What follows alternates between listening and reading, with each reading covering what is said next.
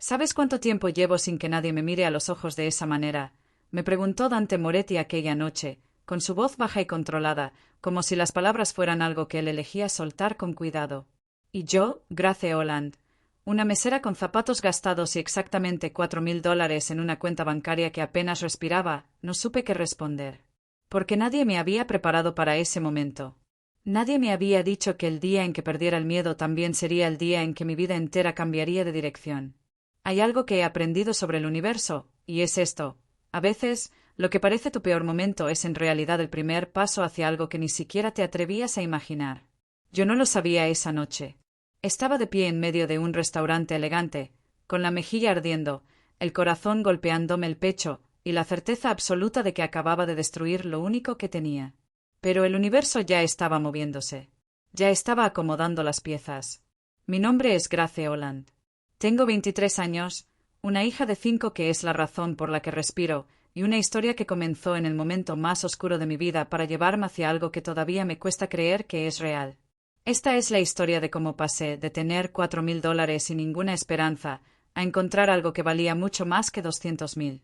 Pero antes de llegar a esa parte, necesito que entiendas dónde estaba yo. Necesito que lo sientas, porque si no lo sientes, no vas a entender por qué lo que pasó importa tanto. Antes de continuar, quiero saber cómo están todos ustedes. ¿Desde dónde me están viendo hoy? ¿Qué clima hace donde están? Déjenme un comentario, porque me gusta saber que hay personas reales del otro lado escuchando esta historia. Y si ya saben que este canal les da historias que no pueden dejar de escuchar, este es el momento de suscribirse y darle like, porque lo que viene les va a dejar sin palabras. Bien, empecemos desde el principio.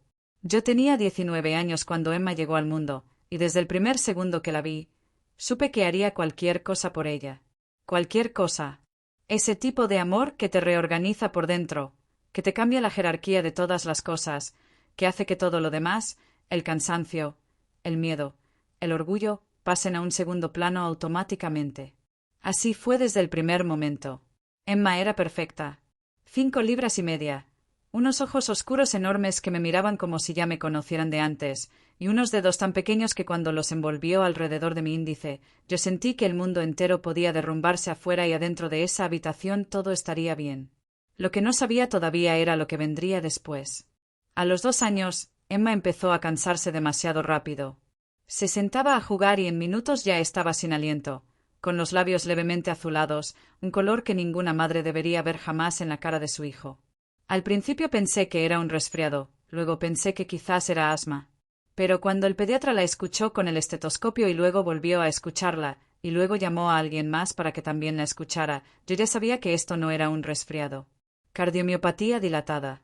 El corazón de Emma era demasiado grande para su pequeño cuerpo, y en lugar de bombear sangre con fuerza, lo hacía con esfuerzo, con dificultad, como si cada latido fuera una batalla. El médico me explicó todo con ese tono que los doctores usan cuando están tratando de ser amables mientras te destruyen por dentro. Me dijo que era tratable. Me dijo que había opciones. Me dijo que con el manejo correcto, Emma podría tener una buena calidad de vida. Y luego me dijo el número. $200.000. Eso costaba la cirugía que le daría a mi hija una oportunidad real. Una cirugía que no era opcional, no era un lujo médico, no era algo que podíamos postergar indefinidamente. Era la diferencia entre Emma llegando a los 10 años o no llegando. Yo tenía 22 años cuando me dijeron eso. Vivía en un apartamento de una sola habitación que compartía con Emma, pagaba renta, pagaba los medicamentos de ella, pagaba los seguros médicos básicos que apenas cubrían sus consultas de rutina, y trabajaba en una cafetería de 6 de la mañana al mediodía y luego en una tienda de ropa de 1 a 9 de la noche. Y con todo eso, con todo ese esfuerzo, había logrado ahorrar $4.000 en casi un año. 4.000 de 200.000. Cuando lo puse en perspectiva, me quedé sentada en la orilla de la cama de Emma mientras ella dormía, mirando ese número en mi teléfono, y tuve que morderme el labio con fuerza para no llorar. No podía llorar. No me lo podía permitir. Porque si empezaba, no sabía cuándo iba a parar, y Emma no necesitaba una madre rota. Emma necesitaba una madre que se levantara al día siguiente y encontrara otra forma. Esa otra forma llegó en forma de un anuncio que vi pegado en la pared de la cafetería donde trabajaba. Salvatores buscaba personal de servicio. Restaurante de alta cocina, ambiente elegante, propinas considerables. El turno era de noche, de 5 a medianoche, lo cual significaba que podía seguir en la tienda de ropa durante el día y agregar este turno en las noches. Significaba dormir 4 horas, tal vez 5 si todo salía bien. Significaba que Emma pasaría más tiempo con la señora Patricia, mi vecina de 63 años que se había convertido en su segunda abuela y que no me cobraba por cuidarla porque decía que Emma era lo mejor que le había pasado a ese edificio. Lo que también significaba era propinas reales. En la cafetería, si me iba muy bien en un turno, salía con $30 extra. En Salvatore's, según lo que me contaron, las propinas podían llegar a $150, $200 en una sola noche si los clientes eran generosos. Y en Salvatore's, según me enteré después, los clientes eran casi siempre generosos. Porque eran ricos. Porque eran poderosos. Porque eran el tipo de personas que no miran el menú de precios cuando piden. Fui a la entrevista con mi mejor blusa, que era una blusa azul marino que había planchado 3 veces para que no tuviera ni una arruga, y con los zapatos negros que usaba en la tienda de ropa, que ya empezaban a mostrar el desgaste en los lados. El gerente se llamaba Roberto Salinas, un hombre de unos 50 años, de hablar directo y mirada evaluadora que en 3 minutos me dijo que sí, que el puesto era mío si quería. Fue en ese mismo momento, cuando ya me estaba dando la mano para despedirme, que me dijo algo que en ese momento no entendí completamente. Una cosa más, Grace. Se detuvo, me miró de una manera diferente, más seria. En este restaurante tenemos clientes de muchos tipos.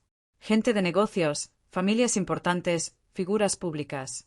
Todos merecen el mismo servicio excelente y la misma discreción. Pero hay un cliente en particular que requiere atención especial. Hizo una pausa. La mesa 9. Cuando ese cliente llega, el protocolo es sencillo, servicio perfecto, cabeza abajo, sin problemas, sin preguntas. ¿Entendido? Yo asentí porque no tenía ninguna razón para no entender. En la hostelería siempre hay clientes VIP, siempre hay gente que requiere un trato especial. No era la primera vez que me encontraba con eso. ¿Quién es? Pregunté, más por curiosidad genuina que por cualquier otra cosa. Roberto me miró un segundo antes de responder. Dante Moretti. No conocía ese nombre. O mejor dicho, lo había escuchado, de la misma manera en que uno escucha el nombre de una tormenta que está pasando en otro estado. Algo lejano, algo que existe pero que no te afecta directamente. En los años siguientes aprendería que esa era exactamente la diferencia entre la gente que vivía cerca de Dante Moretti y la gente que no. Los que vivían cerca sabían exactamente quién era.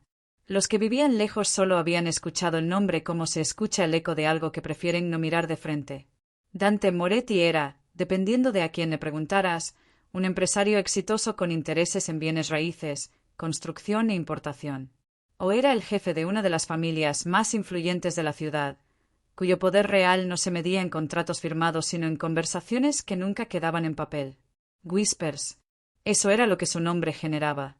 No gritos, no escándalos públicos, no titulares de periódico. Solo ese sonido bajo y continuo que hace la gente cuando habla de algo que les genera respeto y miedo en igual proporción. Roberto no me explicó nada de eso esa noche. Solo me dijo que la mesa 9 era la mesa 9 y que ya entendería. Y lo entendí. 3 semanas después. Mis primeros 2 viernes en Salvatore's los pasé aprendiendo el ritmo del lugar. Era un restaurante diferente a todo lo que había conocido. Las mesas estaban separadas por espacios generosos. Las luces eran suaves, la música apenas se escuchaba por encima del sonido de conversaciones discretas. Los clientes no eran ruidosos. No había grupos de amigos celebrando cumpleaños con globos. Había parejas en reuniones importantes, grupos de hombres con trajes hablando en voz baja sobre cosas que claramente no eran para oídos ajenos, y familias de esas que se sientan derechas en las sillas porque así les enseñaron desde pequeños. Las propinas eran exactamente lo que me habían prometido. Mi primer viernes salí con $180. Mi segundo viernes, con 210. Empecé a hacer los cálculos de otra manera, a ver la línea entre 4.000 y 200.000 como algo que quizás podía cruzar más rápido de lo que había pensado. No rápido suficiente, pero más rápido. Emma ese mes había tenido 2 episodios. Uno leve, uno que nos llevó a urgencias a las 2 de la mañana y que nos tuvo en el hospital hasta las 7. Yo llegué directamente de urgencias a mi turno en la tienda de ropa sin dormir, con los ojos hinchados y el corazón todavía golpeándome fuerte por el susto de la noche anterior. Mi supervisora me miró y me preguntó si estaba bien. Le dije que sí. No tenía otra opción. Esa fue la semana antes de mi tercer viernes en Salvatores. El viernes que lo cambió todo. Llegué a las 4:45 como siempre, me cambié en el vestuario, me até el delantal, me recogí el cabello. Adriana, la mesera que normalmente manejaba la mesa 9, llegó 10 minutos después que yo con cara de estar luchando contra algo más que un simple cansancio. Grace. Me llamó desde el otro lado del vestuario. Necesito pedirte un favor enorme. Ya sabía lo que venía antes de que terminara la frase. No puedo quedarme esta noche. Llevo 2 días con fiebre y acabo de vomitar en el estacionamiento. Si me quedo, le arruino la noche a todo el mundo. Se veía genuinamente mal. Su cara estaba pálida y sus ojos brillaban de una manera que no era buena. Roberto ya lo sabe. Tú eres la más nueva, pero eres la mejor que tenemos en cuanto a manejo de presión. Él quiere que tú tomes la 9 esta noche. Sentí algo que no era exactamente miedo, pero que tampoco era tranquilidad. Era esa sensación de cuando sabes que algo importante está por pasar y no tienes del todo claro si estás lista para ello. ¿Moretti viene esta noche?, pregunté. Adriana asintió lentamente. Siempre viene los viernes. Fui a hablar con Roberto. Me dio las instrucciones de la misma manera en que ya me las había dado el primer día, con la misma mirada directa y el mismo tono que no admitía mucho espacio para preguntas. Perfecto servicio. Discreción total. Si el señor Moretti o su acompañante necesitaban algo, atenderlo de inmediato. Si había algún inconveniente, resolverlo sin drama y sin llamar la atención. La mesa 9 era una isla. Lo que pasaba en la mesa 9 se quedaba en la mesa 9. ¿Algo más que debas saber?, pregunté. Roberto me miró un segundo adicional. Viene con su prometida esta noche. Vanessa Cain. Hizo una pausa breve. Solo, mantén la compostura, pase lo que pase. En ese momento no entendí exactamente qué significaba ese último comentario. Lo entendería después. Dante Moretti llegó a las 8:16 de la noche. Lo sé porque miré el reloj en el momento exacto en que las puertas del restaurante se abrieron y algo en el ambiente cambió. No de manera dramática, no con fanfarria ni con ninguna señal obvia. Pero lo noté. La conversación en las mesas cercanas bajó un par de decibeles. 2 de los meseros que estaban en la barra giraron la cabeza ligeramente. Roberto, que normalmente estaba en su oficina a esa hora, apareció en la entrada del salón como si hubiera recibido una señal invisible. Dante Moretti tenía quizás 35 años, aunque podría haber tenido más o menos y yo no habría sabido decirlo con certeza. Era alto, de hombros anchos, con un traje oscuro que llevaba con la misma naturalidad con que otros hombres llevan una camiseta. No era el tipo de hombre que entra a un lugar buscando que lo vean. Era el tipo de hombre que entra a un lugar y simplemente ocupa el espacio de una manera que hace que todo lo demás retroceda levemente. Detrás de él venía Vanessa Cain. Si Dante era el tipo de presencia que no necesitaba esfuerzo, Vanessa era todo lo contrario. Era beautiful de esa manera que requiere inversión constante, cabello perfectamente liso que seguramente le había costado 2 horas esa mañana, un vestido rojo que decía exactamente lo que quería decir sobre quien creía que era. Miraba el salón mientras caminaba, y la manera en que lo miraba era la manera en que la gente mira los espacios que cree que les pertenecen. Me acerqué a la mesa 9 cuando ya estaban sentados. Buenas noches. Mantuve la voz tranquila, profesional. Mi nombre es Grace, esta noche voy a estar atendiéndoles. ¿Les gustaría empezar con algo para tomar? Dante me miró brevemente. Una mirada evaluadora, rápida, sin ninguna emoción particular detrás. Asintió levemente. El Barolo de siempre. Vanessa no me miró cuando pedí. Estaba mirando su teléfono. Agua con gas. Sin hielo. Y que sea Pellegrino, no cualquier cosa. Por supuesto. Me fui a buscar las bebidas. Hasta ese momento, todo era normal. Tenso quizás, porque la mesa 9 cargaba ese peso que Roberto me había transmitido, pero normal. El problema comenzó cuando volví con el agua. La puse frente a Vanessa con cuidado, exactamente como se hace, sin salpicar, sin ruido innecesario. Y fue entonces cuando ella levantó la mirada de su teléfono y me vio. Me vio de verdad. Quiero decir, de esa manera en que la gente te escanea de arriba a abajo buscando algo específico. No sé qué encontró. Tal vez mis zapatos desgastados. Tal vez las pequeñas ojeras que el maquillaje no cubría del todo después de la noche en urgencias con Emma. Tal vez simplemente encontró lo que estaba buscando encontrar, que era una razón para mirar de cierta manera. Sus ojos volvieron a su teléfono. Este vaso tiene una marca, dijo. Sin mirarme. Miré el vaso.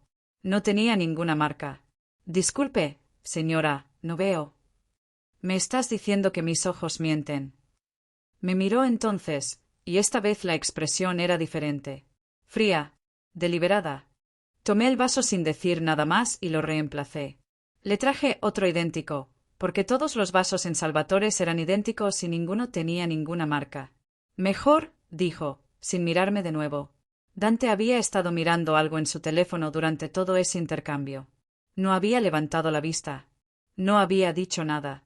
Durante la siguiente hora y media, Vanessa Caín se encargó metódicamente de hacer que cada aspecto del servicio se convirtiera en un problema. Pidió el salmón, y cuando lo traje dijo que lo quería con la salsa aparte, cosa que no había mencionado antes. Volví a la cocina, regresé con la salsa aparte.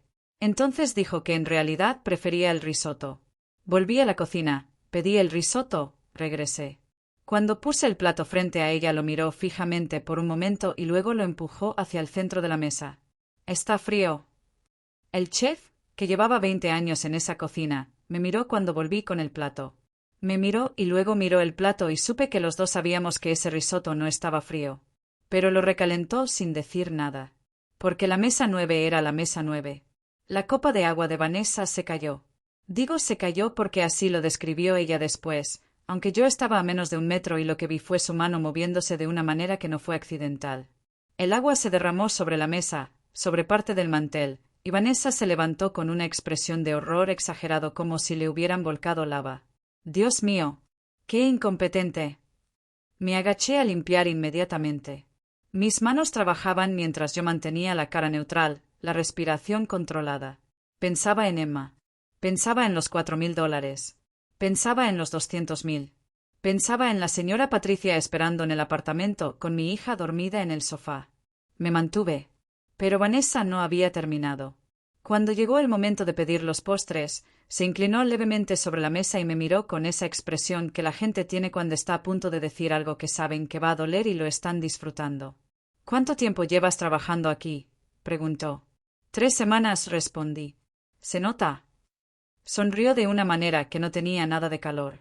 Tienes esa energía de alguien que no sabe todavía en qué se metió. Esa mirada agotada.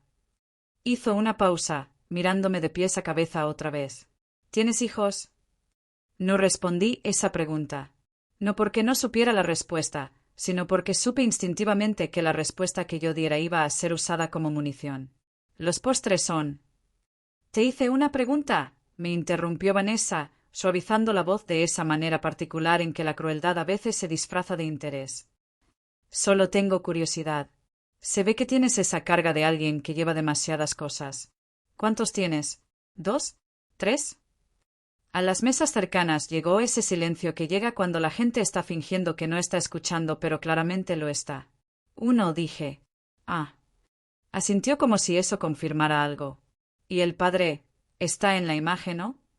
Hizo un gesto vago con la mano. Sentí el calor subiéndome por el pecho. No era vergüenza. Era algo diferente. Era esa presión que se acumula cuando llevas demasiado tiempo aguantando cosas que no mereces aguantar. «Les traigo la carta de postres», dije. Vanessa se recostó en su silla con una sonrisa satisfecha, como si mi negativa a responder fuera en sí misma una respuesta. Dante seguía mirando hacia otro lado, o al menos eso parecía. Había algo en su postura que yo no sabía leer todavía. El final de la noche llegó con la cuenta.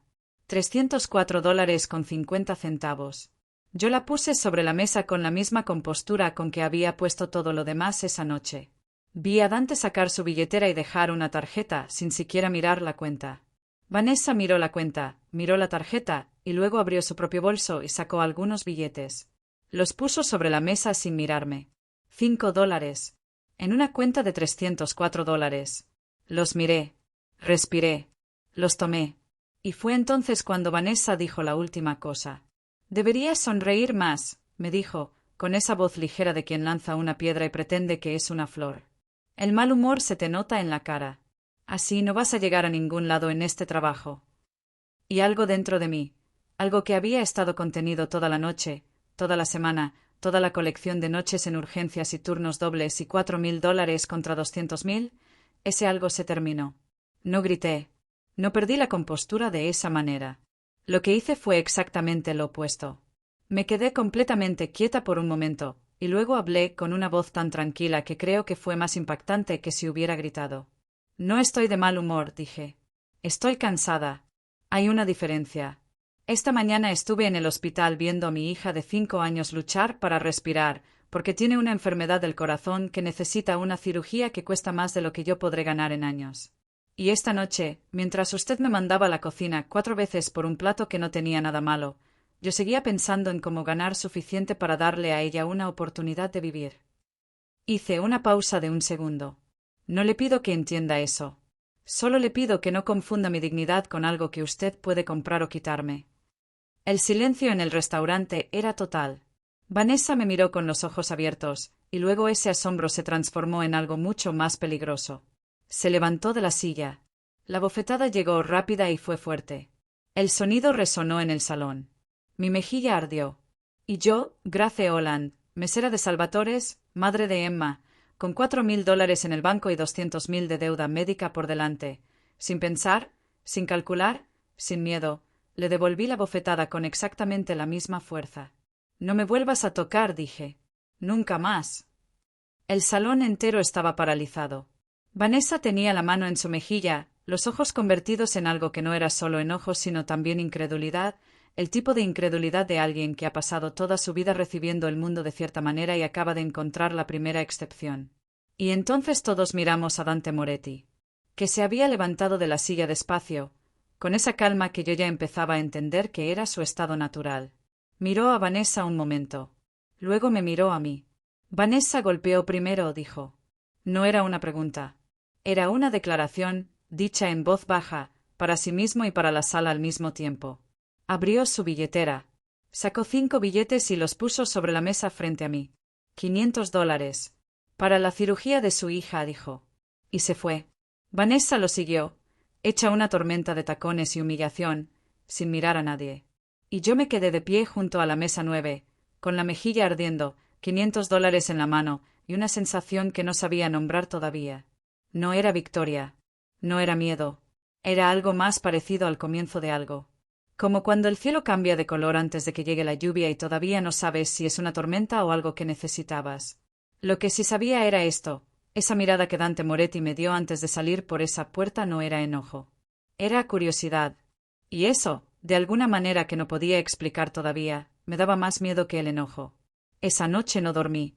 No fue por el miedo, aunque el miedo estaba ahí, presente, como ese ruido de fondo que no sabes de dónde viene pero que no desaparece. Fue por algo más complicado que el miedo. Fue por la combinación de todo lo que había pasado en las últimas 12 horas, Emma en urgencias a las 2 de la mañana 2 días antes, el turno completo en la tienda de ropa, las 4 horas de camino hasta Salvatores, y luego eso. Todo eso comprimido en un cuerpo que llevaba meses funcionando con menos descanso del que necesitaba. Me senté en la orilla de la cama de Emma mientras ella dormía. La señora Patricia me había abierto la puerta cuando llegué cerca de la medianoche, me había mirado la cara, y sin preguntar nada me había dado un abrazo que duró más de lo habitual. Luego se fue sin decir nada, y yo entendí que a veces las personas que te quieren de verdad saben exactamente cuando el silencio es mejor que las palabras. Emma dormía con esa profundidad tranquila que tienen los niños pequeños, ese abandono total al sueño que los adultos vamos perdiendo con los años. Tenía una mano bajo la mejilla y el cabello oscuro esparcido sobre la almohada. Su pecho subía y bajaba. Subía y bajaba. Yo contaba ese movimiento. Era un hábito que había desarrollado sin querer desde que nos dieron el diagnóstico. Subía y bajaba. Bien. Seguía bien. Los $500 los puse sobre la mesita de noche. Los miré un momento. 4.500. De 200.000. Me recosté en el suelo al lado de la cama de Emma, no en mi cama propia que estaba separada por una pared y un pasillo corto, sino ahí, en el suelo de madera fría, cerca de ella. Y en algún momento entre pensar y no pensar, me quedé dormida. El sábado por la mañana Roberto Salinas me llamó a las 9. Yo ya estaba despierta. Había llevado a Emma al parque por 1 hora, porque los médicos decían que el movimiento suave era bueno para ella siempre que no fuera demasiado, y Emma amaba los patos del estanque con una pasión que me parecía absolutamente desproporcionada y absolutamente perfecta al mismo tiempo. Le habíamos dado migas de pan a 3 patos que claramente ya nos conocían de visitas anteriores, y por un rato yo había logrado no pensar en nada más que en los patos y en la risa de Emma. Luego sonó el teléfono y volvió todo. Grace. La voz de Roberto era seria, pero no era el tipo de seria que precede un despido. A otra cosa. Necesito que vengas mañana. No al turno, solo a hablar. ¿Estoy despedida? Pregunté directamente. No tenía tiempo ni energía para rodeos. Hubo una pausa. No. Pero hubo consecuencias de lo de anoche que necesito explicarte en persona. Otra pausa. Y hay algo más. Solo ven mañana a las 10. Por favor. Colgué y miré a Emma, que estaba mirando los patos con esa concentración total que a veces me hacía pensar que los patos le estaban diciendo algo que solo ella podía escuchar. ¿Todo bien, mami? Me preguntó sin voltear. Todo bien, mi amor. Antes de contarles lo que pasó el domingo, necesito contarles quién era yo antes de todo esto. Porque la Grace Holland que se plantó frente a Vanessa Cain esa noche en Salvatores no había existido siempre. Hubo una versión anterior de mí, más joven, más crédula, más dispuesta a creer que el mundo era generalmente justo si uno se esforzaba lo suficiente. Me crié con mi madre, Linda Holland, en un apartamento de 2 habitaciones en una zona de la ciudad que no era exactamente peligrosa, pero que tampoco era de las que aparecen en los folletos de turismo. Mi madre trabajaba como secretaria en una compañía de seguros de lunes a viernes, y los fines de semana limpiaba casas en los vecindarios más acomodados. Era una mujer de pocas palabras y mucha acción, del tipo que no te dice te quiero todos los días, pero que tampoco deja que te falte nada esencial. Cuando tenía 16 años, mi madre fue diagnosticada con esclerosis múltiple. No la variante suave, la manejable. La agresiva. En 2 años pasó de ser una mujer que subía escaleras sin pensarlo a ser una mujer que necesitaba ayuda para moverse por su propio apartamento. Yo aprendí a cocinar ese año. Aprendí a lavar ropa, a pagar facturas, a hablar con médicos, a entender documentos de seguros que estaban escritos en un lenguaje diseñado específicamente para confundir a la gente que más los necesita entender.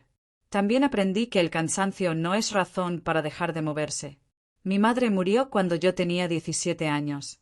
No directamente de la enfermedad, sino de una complicación que llegó rápido y se llevó todo antes de que yo pudiera hacer nada más que estar ahí.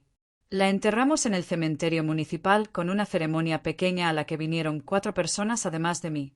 Me mudé con mi tía Caroline, la hermana menor de mi madre, que era buena persona pero que también tenía 3 hijos propios y un apartamento que ya estaba lleno antes de que yo llegara. Terminé el bachillerato durmiendo en el sofá de la sala de Caroline, trabajando los fines de semana en una lavandería y manteniendo las notas suficientemente buenas como para que nadie pudiera decirme que no me estaba esforzando. A los 18 me mudé sola. A los 19 llegó Emma. El padre de Emma se llamaba Tyler Brent. Tenía 23 años cuando nos conocimos, era simpático, ambicioso de esa manera que parece sólida hasta que la presas y descubres que no hay nada debajo, y durante 6 meses me hizo creer que éramos algo real.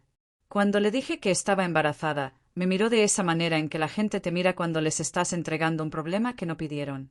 Me dijo que lo pensaría. 3 días después me envió un mensaje diciéndome que no estaba listo para eso y que esperaba que entendiera. No me pidió que me quedara con el bebé. No me pidió que no me lo quedara. Simplemente desapareció de la manera en que desaparecen las cosas que nunca fueron tan sólidas como parecían. Nunca lo odié. Lo cual quizás era lo más sorprendente. Lo que sí aprendí de Tyler Brent fue algo que mi madre de alguna manera ya me había enseñado pero que no había terminado de entender, que en la vida real, la única persona en quien puedes confiar completamente, la única persona que definitivamente no va a desaparecer cuando las cosas se pongan difíciles, eres tú misma. Eso me hizo fuerte. Y también me hizo sola, de una manera que no era amarga pero sí era real. Emma me curó de esa soledad. Emma me dio algo en que enfocar todo ese amor que había estado acumulando sin destino claro. Emma fue la primera persona en mi vida adulta a quien yo amé sin miedo, porque el amor por tu hijo no tiene las mismas condiciones y vulnerabilidades que el amor romántico. Es más simple. Es más total. Es más irrompible. Eso era lo que Vanessa Cain había tocado esa noche cuando empezó a hacer preguntas sobre mi hija con esa sonrisa de quien sostiene algo delicado con la intención de soltarlo. Eso era lo que había hecho que algo dentro de mí dijera no más. El domingo llegué a Salvatores a las 10 en punto. Roberto estaba en su oficina, una habitación pequeña al fondo del restaurante llena de carpetas y con un escritorio que claramente era el lugar donde se tomaban todas las decisiones reales del lugar. Me hizo sentar. Me ofreció café. Lo rechacé. Primero lo práctico, empezó. No estás despedida. Eso ya está decidido. Me miró. Lo segundo es más complicado. Esperé. Recibí una llamada esta mañana. Hizo una pausa que duró exactamente lo suficiente para que yo entendiera que esta llamada no había sido ordinaria. Del señor Moretti. El corazón me dio un golpe seco. ¿Qué quería? Roberto abrió un cajón y sacó un sobre. Un sobre blanco, sin remitente, con mi nombre escrito a mano en el frente. Grace Holland. Una caligrafía firme, sin adornos, el tipo de letra de alguien que escribe como habla, directo y sin decoración innecesaria. Lo puse sobre mi regazo sin abrirlo. ¿Qué hay dentro? No lo sé, dijo Roberto. Y por la manera en que lo dijo, supe que era verdad. Solo me pidió que te lo entregara en persona y que me asegurara de que lo leyeras aquí, no después. Miré el sobre. Emma dormida con los patos del estanque corrió por mi mente. $4.500. 200.000. Abrí el sobre. Adentro había una nota escrita a mano, 4 líneas, en el mismo tipo de letra que el sobre. Su hija necesita la cirugía. He hablado con el doctor Arenas en el Centro Médico del Norte. Puede atenderla el próximo mes. El costo está cubierto. Llame al número de abajo para confirmar la cita. No es una deuda. No me debe nada. Y debajo, un número de teléfono. Lo leí 3 veces. Luego lo leí una 4ª vez porque la primera, segunda y tercera no lo había procesado completamente. Luego levanté los ojos y miré a Roberto, que me estaba observando con una expresión que mezclaba algo que parecía alivio con algo que claramente era preocupación. ¿Esto es real?, pregunté. El doctor Arenas es real, dijo Roberto. Es uno de los mejores cardiólogos de la región. ¿Y el señor Moretti? Hizo una pausa.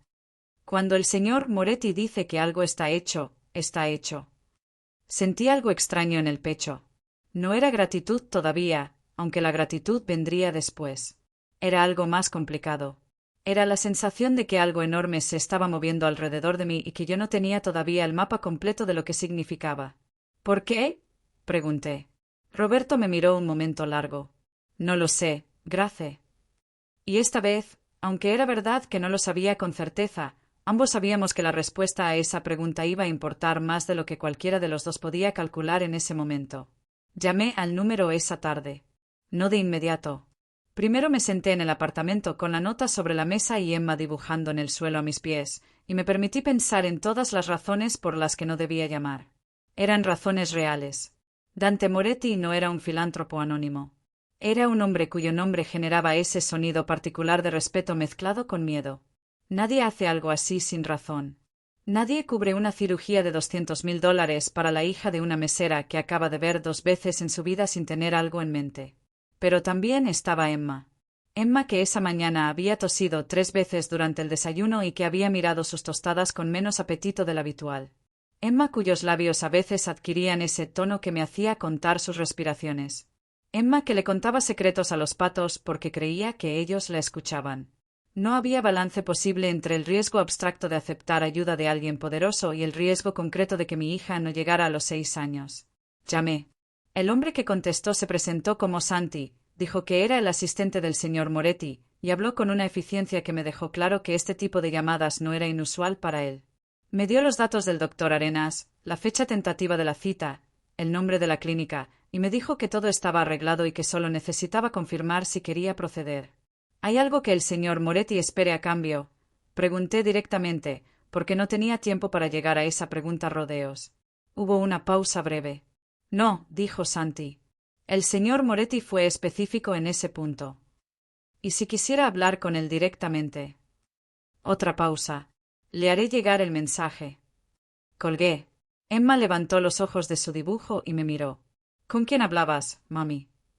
Con alguien que quiere ayudarnos, dije.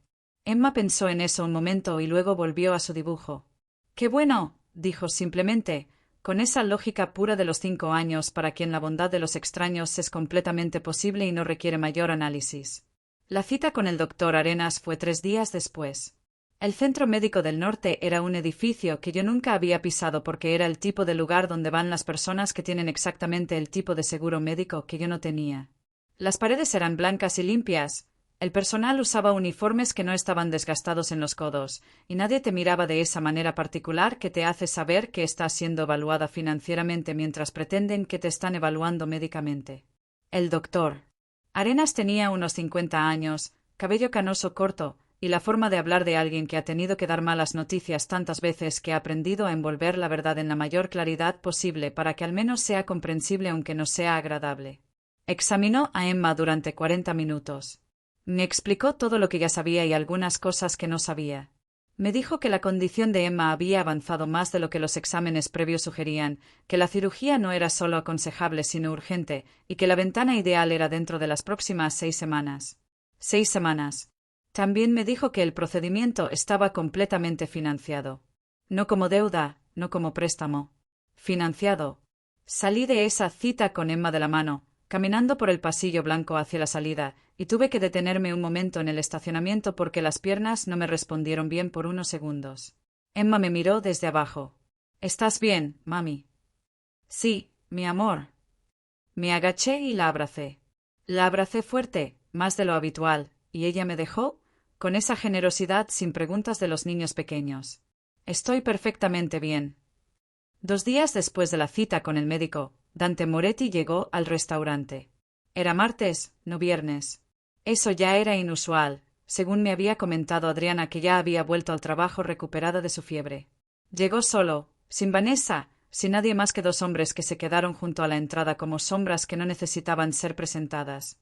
Roberto vino a buscarme personalmente. Mesa 9 fue todo lo que dijo. Me acerqué a la mesa con la misma compostura que había mantenido el viernes, aunque por dentro había algo diferente esta vez. No era miedo exactamente. Era la conciencia de que este hombre había hecho algo enorme por mi hija y que yo todavía no sabía bien cómo procesar eso. Buenas noches, señor Moretti. Levantó los ojos de la carta. Me miró de la misma manera que la primera vez, evaluadora y rápida, pero esta vez con algo adicional que no supe nombrar de inmediato. Grace Holland, dijo. No como pregunta, como si estuviera confirmando algo que ya sabía. ¿Le traigo algo? Sí. Siéntese un momento. Miré a mi alrededor. Roberto estaba en el fondo del salón. Me miraba con una expresión que era imposible de leer. Me senté frente a Dante Moretti. Habló con el doctor Arenas, dijo. Tampoco era pregunta. Sí. Gracias. Las 2 palabras salieron directas, sin adornos, porque ese era el único tipo de gratitud que me parecía honesta en ese momento. Lo que hizo por mi hija, no tengo palabras que alcancen para lo que eso significa. Me miró un momento. No necesito palabras, dijo. ¿Va a proceder con la cirugía? Sí. Asintió levemente. Hubo un silencio que no fue incómodo de la manera en que los silencios son incómodos entre desconocidos.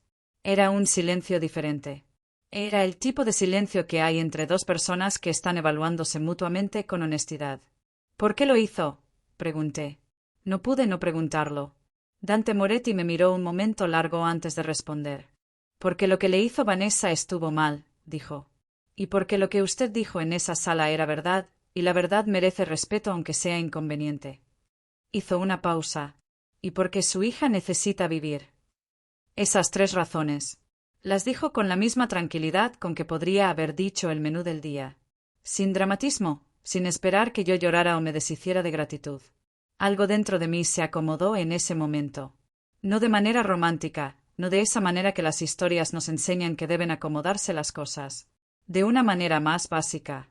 La manera en que algo se acomoda cuando reconoces que frente a ti hay una persona que dice lo que piensa y piensa lo que dice, y en un mundo lleno de gente que hace exactamente lo contrario, eso pesa. Su prometida va a estar furiosa, dije. Por primera vez desde que lo había visto, algo que no era exactamente una sonrisa pero que se le acercaba apareció en la comisura de sus labios. Vanessa siempre está furiosa por algo, dijo. No supe qué responder a eso, así que no respondí nada. Me levanté para volver al trabajo. Él me dejó ir sin decir nada más. Pero cuando ya me estaba alejando, escuché su voz una vez más. Grace. Me volteé. El viernes que viene. Voy a necesitar que sirva la mesa 9 de nuevo. No era una pregunta. Pero tampoco era una orden, exactamente. Era algo entre las 2 cosas, dicho con una naturalidad que lo hacía más difícil de responder que si hubiera sido una o la otra. Estaré aquí, dije. Y me fui a atender las otras mesas, con la conciencia clara de que algo había comenzado, aunque todavía no supiera bien qué era. El viernes siguiente fue diferente al anterior. Dante llegó solo, sin Vanessa. Se sentó en la mesa 9 y pidió el barolo y un filete, y yo lo serví con la misma eficiencia profesional con que servía todas las demás mesas. La diferencia era que de vez en cuando, entre un plato y otro, me hacía una pregunta. No preguntas intrusivas. No preguntas que sonaban a interrogatorio. Preguntas de alguien que quiere saber algo específico y lo pregunta directamente. ¿Cómo está su hija? Bien. Asustada por la cirugía, pero bien. ¿Cuántos años tiene? 5. Trabaja en otro lugar además de aquí. En una tienda de ropa. Turno de día. Asintió ante cada respuesta sin añadir comentarios ni juicios. Solo información recibida y procesada. El tercer viernes fue parecido. Y el cuarto. Y para el quinto viernes, yo había empezado a darme cuenta de algo que me resultaba desconcertante. Me encontraba pensando en esas conversaciones durante la semana. No de manera obsesiva, no de una forma que me preocupara, sino de esa manera suave en que piensas en algo que te resultó interesante y que todavía no has terminado de entender. Dante Moretti no era lo que yo esperaba de alguien cuyo nombre generaba ese sonido particular de respeto y miedo. O más bien, era exactamente eso, pero también era otras cosas que no habían entrado en mi cálculo inicial. Era alguien que escuchaba de verdad, que no interrumpía, que no necesitaba llenar cada silencio con palabras propias, que cuando hacía una pregunta esperaba la respuesta real y no la versión amable de la respuesta real. Y había algo más que fui notando con el tiempo. Algo que no supe nombrar hasta que llevábamos varias semanas de esos viernes tranquilos. Dante Moretti, para toda la solidez y el control que proyectaba, tenía algo debajo de eso que era más parecido a la soledad de lo que nadie en su posición probablemente habría admitido. No me lo dijo. No es el tipo de persona que dice esas cosas. Pero había momentos, entre una conversación y otra, en que lo veía mirar el salón del restaurante con una expresión que no encajaba con el poder que cargaba. Como alguien que ha construido exactamente lo que quería y está descubriendo que lo que quería no era lo que necesitaba. Me guardé esa observación para mí misma. Porque no era mi observación para hacer en voz alta, y porque tenía cosas más urgentes en las que pensar. La cirugía de Emma fue un jueves. Llegamos al hospital a las 6 de la mañana. Emma llevaba su osito de peluche, que se llamaba Capitán sin ninguna razón particular más allá de que así lo había decidido ella cuando tenía 2 años y nadie había cuestionado esa decisión desde entonces. Yo llevaba una bolsa con sus cosas y una cara que intentaba transmitir tranquilidad, aunque por dentro cada parte de mí estaba concentrada en el esfuerzo de no desmoronarse. Nos sentamos en la sala de espera prequirúrgica. Enfermeras amables vinieron a preparar a Emma, a ponerle el bracito de hospital, a explicarle lo que iba a pasar en términos que un niño de 5 años pudiera manejar. Emma escuchó todo con esa seriedad particular que a veces tenía, la misma cara que ponía cuando los patos del estanque no aparecían donde ella esperaba que estuvieran.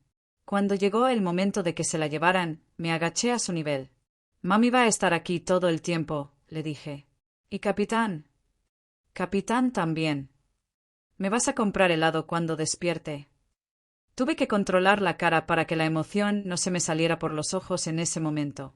«De chocolate y de fresa», dije. «Y de vainilla también». «¿Y de vainilla?» Se fue con la enfermera sin mirar atrás, con Capitán bajo el brazo, con la misma confianza improbable de alguien que todavía no ha aprendido que el mundo puede ser aterrador. Me senté en la sala de espera. La cirugía duró 6 horas. Yo no me moví de esa silla en 6 horas. A las 4 horas, recibí un mensaje de un número que ya reconocía. El número de Santi, el asistente de Dante. «El señor Moretti pregunta cómo va todo». Respondí, todavía en cirugía. 15 minutos después llegó otro mensaje. Esta vez no de Santi, sino del número que yo no había guardado todavía, pero que reconocí de inmediato. «Va a salir bien». 3 palabras. Sin signos de exclamación, sin emojis, sin los adornos con que la gente normalmente intenta hacer más suaves las palabras de aliento. Solo esa afirmación directa y tranquila. Las guardé. Guardé esas 3 palabras en algún lugar dentro de mí que no era exactamente el corazón, pero que estaba cerca. A las 6 horas y 17 minutos, el doctor Arenas salió a buscarme. «Todo salió bien», dijo. «Emma está en recuperación. En unas horas puede verla». Me quedé sentada. Mis manos temblaban. No de miedo esta vez, sino de algo que era el alivio más físico que había sentido en mi vida, ese alivio que se instala en el cuerpo como cuando sueltas algo muy pesado que llevabas cargando tanto tiempo que ya habías olvidado el peso. Respondí el mensaje de Dante con 2 palabras. ¿Salió bien? La respuesta llegó en segundos. Lo sabía. Emma estuvo en el hospital 4 días después de la cirugía. Yo dormí en la silla junto a su cama las 4 noches, lo cual significó 4 noches de sueño irregular y postura terrible, y fueron las 4 mejores noches de sueño que había tenido en años porque cada vez que abría los ojos Emma estaba ahí, respirando, con el pecho moviéndose con una regularidad que los médicos llamaban excelente y yo llamaba milagro. El último día en el hospital, mientras Emma dormía la siesta de la tarde, me senté junto a la ventana y miré hacia afuera. Era un día claro, ese tipo de día de otoño en que el cielo tiene un azul que se siente honesto, sin nubes, sin ambigüedad. Pensé en dónde estaba yo 6 semanas atrás. $4,000. 2 trabajos. Ninguna salida visible. Y luego una noche en la mesa 9 que lo había cambiado todo de una manera que yo todavía no terminaba de entender. Pensé en Dante Moretti y en la nota de 4 líneas que todavía tenía guardada en el cajón de mi mesita de noche. No es una deuda. No me debe nada. Pero yo sí sentía algo. No deuda, exactamente. Algo más parecido al reconocimiento de que esa persona había visto algo en mí esa noche en el restaurante, algo que valía la pena proteger, y que había actuado en consecuencia sin pedir nada. Y que eso, en mi experiencia de 23 años, no era algo que pasara con frecuencia. Emma se movió en la cama. «Mami», murmuró sin abrir los ojos. «Aquí estoy». Se volvió a dormir. Y yo me quedé junto a esa ventana con el cielo azul honesto afuera, pensando que la vida a veces te pone en el lugar exacto donde necesitas estar a través de los caminos más imposibles e inesperados, y que quizás lo más sabio es no resistirse tanto a lo que viene, sino aprender a mirar bien de dónde viene y a dónde apunta. Lo que no sabía todavía era que mientras yo estaba en ese hospital mirando respirar a mi hija, alguien más estaba moviendo piezas. Alguien que no tenía ninguna intención de dejar que lo que había comenzado esa noche en Salvatores terminara tranquilamente. Vanessa Cain llevaba 6 semanas guardando algo. Y estaba a punto de soltarlo. Emma volvió a casa un viernes. La señora Patricia nos esperaba en la puerta del apartamento con una sopa que había estado cocinando desde temprano y con una expresión en la cara que mezclaba alivio genuino con esa alegría contenida de la gente mayor que ha aprendido que las emociones grandes no necesitan volumen para ser reales. Emma la abrazó durante un tiempo considerable, luego miró el apartamento como si hubiera estado fuera un año en lugar de 4 días, y anunció que quería ver sus dibujos. Todo estaba exactamente donde lo había dejado.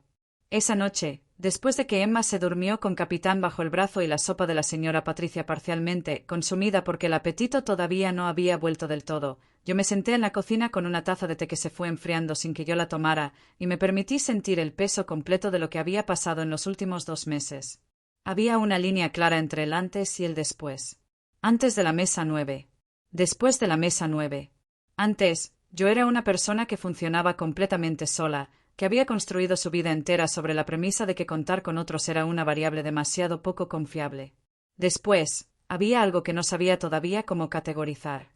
Una conexión que no pedí, que llegó de la dirección más improbable y que de alguna manera había resultado ser exactamente lo que Emma necesitaba para vivir. No podía ignorar eso. No tenía derecho a ignorarlo. Al día siguiente volví a Salvatores para mi turno del sábado. Adriana me recibió con un abrazo que no esperaba y con la noticia de que todo el personal del restaurante había estado pendiente de Emma durante las semanas anteriores sin decirme nada para no añadir presión. El chef me había guardado una porción del postre especial del día. Roberto me saludó con una palmada en el hombro que en él equivalía a un discurso de bienvenida. Dante no estaba. Era sábado y él venía los viernes. Pero esa noche, cuando estaba terminando mi turno y recogiendo mis cosas en el vestuario, Roberto asomó la cabeza por la puerta. «Mañana domingo a las 12. El señor Moretti pregunta si puedes almorzar». Lo miré. «¿Dónde?» «Te mando la dirección». El lugar era un restaurante diferente a Salvatores. Más pequeño, más discreto, en una parte de la ciudad que yo no frecuentaba pero que reconocía de haberla cruzado en autobús algunas veces. Una de esas calles donde los edificios son viejos pero bien mantenidos, donde los letreros son pequeños porque los lugares que valen la pena no necesitan anunciarse en grande. Dante ya estaba sentado cuando llegué. Ni Santi ni los 2 hombres habituales estaban a la vista. Era solo él, en una mesa junto a la ventana, con una taza de café y el mismo traje oscuro de siempre, pero sin corbata esta vez, lo cual por alguna razón lo hacía parecer levemente diferente. No menos formal exactamente, sino más real. Me senté frente a él. «¿Cómo está Emma?», fue lo primero que dijo. «Mejor de lo que ha estado en 2 años», respondí. «Los médicos dicen que la recuperación va excelente». Algo en su cara cambió de manera muy leve. No era una sonrisa exactamente, pero era el equivalente emocional de una. «Bien», dijo. «Pedimos». Yo pedí algo del menú sin prestar demasiada atención a los precios, lo cual en sí mismo era algo nuevo para mí, ese pequeño lujo de no calcular antes de elegir. Él pidió sin mirar el menú, como alguien que conoce el lugar de memoria. La conversación que siguió fue diferente a las de los viernes en Salvatores. Más larga, más directa en algunos puntos y más cuidadosa en otros. Me habló de su trabajo de una manera que era clara y al mismo tiempo precisa en lo que incluía y lo que dejaba fuera. Me dijo que tenía intereses en construcción, en importación, en bienes raíces. No elaboró más allá de eso y yo no pregunté más allá de eso porque había algo en la manera en que lo dijo que indicaba que ese era el contorno completo que me estaba ofreciendo y que presionar más allá de él no era la manera correcta de avanzar. Lo que sí me dijo, y que no esperaba, fue algo personal. «Llevo comprometido con Vanessa 2 años», dijo, mirando su taza de café. El compromiso fue un acuerdo entre familias antes de ser una decisión personal. Lo miré. ¿Lo fue alguna vez una decisión personal?, pregunté. Me miró un momento. No, dijo simplemente. No elaboró. Yo no pedí que elaborara. Pero esas 2 palabras cambiaron algo en la manera en que yo estaba mirando la situación completa, porque confirmaban algo que yo había estado percibiendo desde la primera noche pero que no me había permitido articular. Que Dante Moretti estaba, de alguna manera que le resultaba difícil de expresar directamente, tan atrapado como cualquier otra persona. Solo que sus trampas eran de un tipo diferente al mío. «¿Por qué me está contando esto?», pregunté. Me miró fijo. «Porque usted es la única persona en mucho tiempo con quien he hablado que no tiene ninguna razón para querer algo de mí», dijo. «Y eso hace que la conversación sea diferente». No supe qué responder a eso. Así que tomé mi vaso de agua y bebí un sorbo y dejé que el silencio hiciera el trabajo. Los domingos se convirtieron en una cosa. No todos los domingos. No de manera formal ni planificada con semanas de antelación. Pero con una regularidad que fue construyéndose sola, de la manera en que se construyen las cosas que tienen peso real. Un domingo almorzábamos. 2 semanas después otro almuerzo. Luego una tarde en que me llamó para decir que tenía un par de horas libres y preguntó si quería caminar. Caminamos por el río. Emma no estaba ese día, estaba con la señora Patricia que la había llevado al mercado. Dante y yo caminamos durante casi 2 horas por la orilla del río, hablando de cosas que empezaban siendo simples y terminaban siendo algo más. Me habló de su padre, brevemente, con ese tono que la gente usa cuando el tema es real y doloroso y no está del todo listo para abrirlo completamente. Me habló de haber crecido en un mundo donde las reglas eran claras pero no siempre justas. Yo le hablé de mi madre. Le hablé de Caroline y del sofá. Le hablé de Tyler Brent sin amargura porque genuinamente no había amargura que guardar ahí. Me escuchó de la misma manera en que hacía todo, con esa atención total que era su forma particular de respeto. «¿Lo extraña?», me preguntó. «Al padre de Emma», entendí. «No», dije. «A veces me pregunto cómo habría sido diferente. Pero extrañar implica que faltó algo que estuvo ahí antes. Tyler nunca estuvo del todo ahí». Asintió. «Entiendo eso», dijo. Y por la manera en que lo dijo, supe que no era una frase de cortesía. Era una afirmación real sobre algo que él también conocía, esa experiencia de estar junto a alguien que en realidad no está presente de la manera que importa. Fue ese día, caminando junto al río con el viento frío del otoño entrando por las mangas del abrigo, cuando me di cuenta de que lo que estaba sintiendo era algo que no había sentido en mucho tiempo. Algo que no quería nombrar todavía porque nombrarlo hacía que se volviera real y volverse real significaba que podía romperse. Pero estaba ahí. Lo que también estaba ahí, aunque yo no lo sabía todavía, era Vanessa. Vanessa Cain no era el tipo de persona que absorbe una humillación y sigue adelante. Era el tipo de persona que la cataloga, la guarda y la usa cuando encuentra el momento correcto. Yo lo entendería después. En ese momento solo sabía que no la había vuelto a ver desde la noche en Salvatores y que esa ausencia me resultaba más inquietante que su presencia habría sido. El primer signo llegó un miércoles. Era mi turno en la tienda de ropa, tardío en la tarde, cuando mi supervisora me llamó a su oficina con una expresión que yo reconocí de inmediato como la que la gente tiene cuando está a punto de decirte algo que les incomoda decir. Grace, voy a ser directa contigo porque te mereces eso. Se sentó detrás de su escritorio. Recibí una llamada ayer. De alguien que dijo ser cliente frecuente del restaurante donde trabajas por las noches. Me dijo que habías tenido un incidente violento con una cliente importante hace unas semanas, que golpeaste a una mujer en público. Me quedé quieta. También me dijo que estabas teniendo una relación inapropiada con un cliente del restaurante y que ese cliente era una figura pública comprometida. Hizo una pausa. No te estoy despidiendo, Grace. Pero necesito saber si hay algo que debas saber para proteger a esta empresa. Respiré. Tuve un incidente en el restaurante, dije. Una clienta me golpeó primero. Yo me defendí. Eso es todo lo que fue. Hice una pausa. No tengo ninguna relación inapropiada con ningún cliente. Mi supervisora me miró un momento largo. Está bien, dijo finalmente.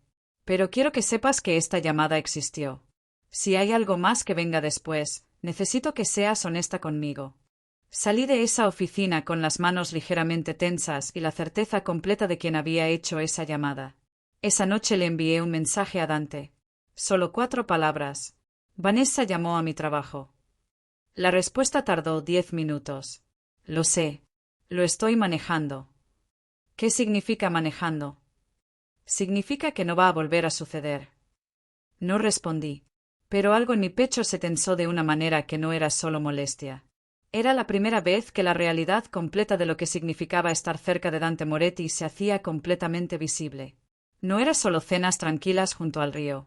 Era también esto. El alcance de Vanessa Caín, que claramente era considerable. Y las formas en que alguien en la posición de Dante resolvía los problemas, que claramente no eran las mismas formas que usaba la gente común. Lo que manejando significaba exactamente era algo que yo decidí conscientemente no preguntar. Y esa decisión, esa línea que tracé sin decirla en voz alta, era en sí misma una forma de adaptación a un mundo que era muy diferente al que yo había conocido hasta entonces. 3 semanas después llegó el segundo signo. La señora Patricia llamó a mi teléfono a la 1 de la tarde un jueves mientras yo estaba en el turno de la mañana en la tienda. Contesté de inmediato porque la señora Patricia solo llamaba durante mis turnos si algo pasaba con Emma. Grace, cariño, estoy bien y Emma está bien, no te asustes. Lo primero que dijo, porque me conocía bien. Pero hay una mujer que ha pasado 2 veces esta mañana por el edificio. La segunda vez se quedó parada frente a la entrada durante un rato mirando hacia los apartamentos. Una pausa. No me gustó cómo miraba. ¿La describiste? Cabello oscuro, alta, vestida como para una ocasión importante aunque sea jueves en la mañana. Y Grace tenía ese aspecto. Otra pausa. Ya sabes, ese aspecto de alguien que está acostumbrada a que el mundo se mueva para ella y que está molesta porque algo no se está moviendo. Supe exactamente de quién hablaba. Salí del trabajo 1 hora antes alegando una urgencia familiar, lo cual no era mentira. Llegué al edificio y no encontré a nadie. Emma estaba bien, jugando en el apartamento de la señora Patricia con total despreocupación, completamente ajena a lo que estaba pasando. La abracé más tiempo del que la situación requería y ella me lo permitió con la generosidad habitual. Esa tarde, antes del turno en Salvatores, me senté en el apartamento y fui honesta conmigo misma de una manera que llevaba semanas evitando. Lo que estaba creciendo entre Dante y yo era real. Él lo sabía y yo lo sabía y los dos lo habíamos estado dejando crecer en silencio porque los dos entendíamos que nombrarlo cambiaba las reglas de todo. Pero Vanessa también lo sabía, o al menos lo sospechaba lo suficiente como para que su instinto de guerra se hubiera activado. Y Vanessa Caín era una persona con recursos, con familia poderosa y con una capacidad para la crueldad estratégica que yo había visto de primera mano esa noche en la mesa 9. La diferencia era que esa noche yo no tenía nada que perder. Ahora tenía a Emma. Emma que estaba recuperándose de su cirugía. Emma que todavía tenía seguimiento médico mensual. Emma que necesitaba estabilidad y un entorno seguro más que ninguna otra cosa. Me pregunté si debía dar un paso atrás. Si lo correcto era proteger a mi hija de las consecuencias de una situación que yo había entrado sin calcular completamente. Me pregunté eso durante aproximadamente 20 minutos. Y luego pensé en Dante Moretti diciéndome junto al río que yo era la única persona con quien hablaba sin agenda. Pensé en 3 palabras en un mensaje de teléfono que decían va a salir bien mientras mi hija estaba en un quirófano. Pensé en una nota de 4 líneas que decía no es una deuda. Y entendí algo que quizás debía haber entendido antes, que algunas cosas no se pueden dejar crecer a medias. O las cortas del todo o las dejas crecer completamente. Lo de a medias solo produce raíces que no tienen dónde anclarse. Me fui al turno de Salvatores. Fue esa noche, un jueves inusual en que Dante apareció sin haber avisado, cuando las cosas se movieron de manera definitiva. Llegó tarde, cerca de las 10, cuando el restaurante estaba bajando el volumen de su actividad hacia el cierre. Se sentó en la mesa 9 sin que nadie necesitara decirme nada. Fui hacia él. Lo vi de inmediato. Había algo diferente en él esa noche. No en la postura, no en la expresión, que seguía siendo la misma máscara controlada de siempre. Era algo más sutil. Una tensión en los hombros que normalmente no estaba ahí. Una manera de mirar el salón que era levemente diferente a su mirada habitual. ¿Qué pasó?, pregunté directamente, en voz baja, mientras ponía la carta frente a él. Me miró. Siéntese un momento. Me senté. Esta mañana tuve una conversación con el padre de Vanessa, dijo. La familia Caín está presionando para que la boda sea antes del nuevo año. Hizo una pausa. Tienen razones de negocios. Fusiones que dependen del enlace familiar. ¿Es complicado? Lo miré en silencio. ¿Cuánto tiempo tiene para decidir? 3 semanas. 3 semanas. ¿Qué va a hacer?, pregunté. Me miró de esa manera particular, esa manera en que me miraba cuando estaba a punto de decir algo que había estado pensando durante un tiempo y que finalmente había decidido soltar. Eso depende de una variable que todavía no tengo del todo clara, dijo. No preguntó la pregunta directamente. No era su estilo hacer las cosas de manera directa cuando las cosas eran importantes. Pero el peso de lo que estaba diciendo sin decirlo llenó el espacio entre los dos de una manera que era imposible de ignorar. Yo lo dejé en ese espacio un momento. Luego dije lo único que era verdad. Dante, yo no soy una variable. Me miró. Lo sé, dijo. Y en esas 2 palabras había algo que era exactamente lo opuesto de lo que parecían.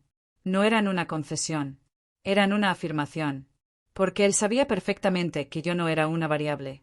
Era la única constante en todo ese cuadro que él podía mirar con claridad. Esa noche, cuando cerramos el restaurante y yo salí hacia la parada del autobús, sentí que algo había cruzado un umbral. No de manera dramática, no con ninguna declaración solemne. Simplemente de la manera en que el agua que ha estado acumulándose finalmente encuentra el nivel en que tiene que estar. Lo que no sabía era que esa misma noche, mientras yo esperaba el autobús con el cuello del abrigo levantado contra el frío, Vanessa Caín estaba haciendo una llamada. Una llamada que no era a mi trabajo esta vez. La llamada que Vanessa hizo esa noche fue al abogado de la familia Caín. Lo supe 10 días después. Lo supe de la manera más terrible posible, que es la manera en que siempre se saben las cosas que alguien estuvo trabajando en silencio mientras tú estabas mirando hacia otro lado. Era un martes por la tarde. Emma había tenido su chequeo mensual esa mañana y el doctor Arenas estaba satisfecho con su progreso, lo cual significaba que yo llevaba el resto del día cargando esa ligereza particular que llega cuando recibes buenas noticias médicas sobre tu hijo. Emma estaba en casa con la señora Patricia. Yo iba de camino a mi turno en la tienda cuando sonó el teléfono. Número desconocido. Contesté. Habla con Grace Holland. Voz de mujer. Profesional. Cuidadosamente neutral. Sí. Soy la licenciada Torres, de Torres y Asociados. La llamo en representación de la señora Vanessa Caín. Una pausa breve. La señora Caín ha presentado una denuncia formal ante el Departamento de Servicios para Familias e Hijos. La denuncia alega que usted mantiene un ambiente doméstico inadecuado para su hija menor de edad, con exposición a individuos de actividad criminal conocida. Otra pausa. Un trabajador social fue asignado al caso esta mañana.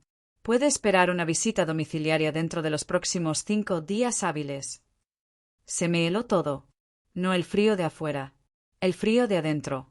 Ese frío que empieza en el centro del pecho y se expande hacia los brazos y las piernas y que no tiene que ver con la temperatura sino con el miedo más específico que existe, que es el miedo a perder lo que más quieres.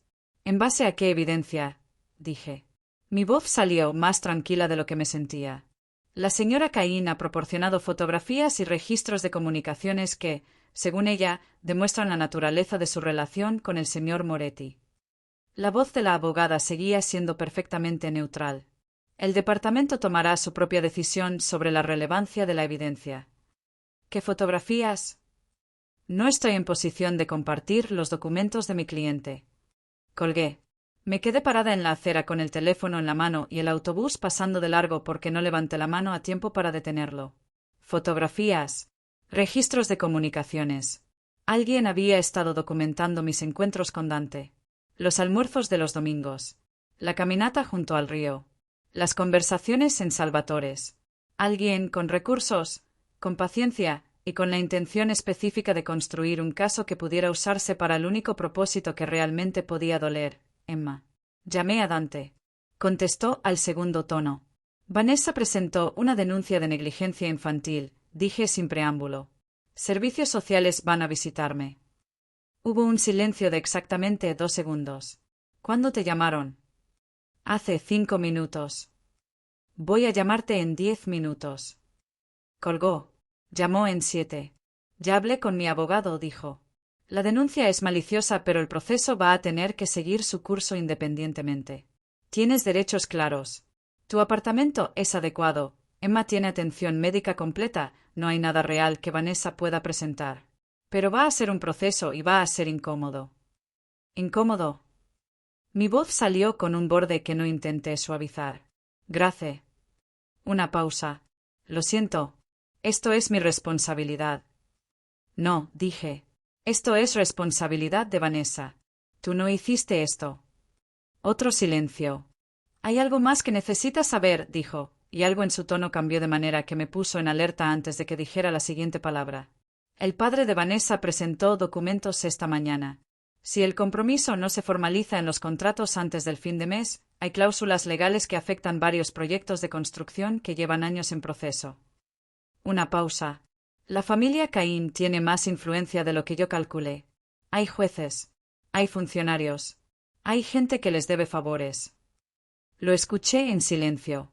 Están presionando en todas las direcciones al mismo tiempo, dije. Sí. ¿Y tú qué vas a hacer? La pausa que siguió fue la más larga de todas las que habían existido entre nosotros hasta ese punto. Estoy trabajando en eso, dijo. No era suficiente respuesta. Y los dos lo sabíamos. Pero también los dos sabíamos que el problema no era que Dante no supiera lo que quería hacer. El problema era que lo que quería hacer iba a tener consecuencias que se extendían mucho más allá del mismo. Colgamos. Seguí caminando hacia el turno de la tienda porque no tenía opción de no hacerlo. El dinero seguía necesitándose, el trabajo seguía existiendo, Emma seguía necesitando todo lo que necesitaba. La vida no hace pausa porque el universo decida complicarse. La visita del trabajador social llegó el 4º día hábil.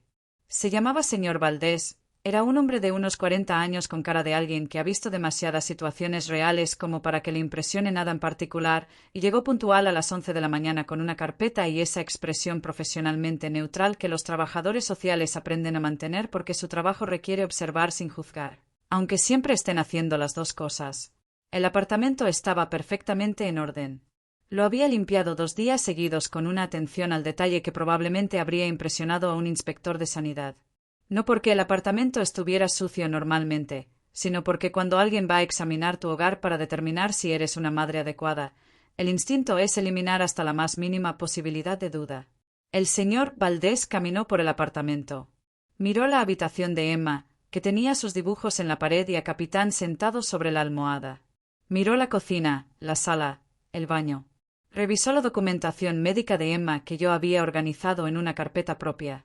Habló con Emma brevemente, con esa habilidad que tienen los trabajadores sociales para hablar con niños pequeños de manera que el niño no sienta que está siendo evaluado. Emma le contó sobre Capitán. Le habló sobre los patos del estanque.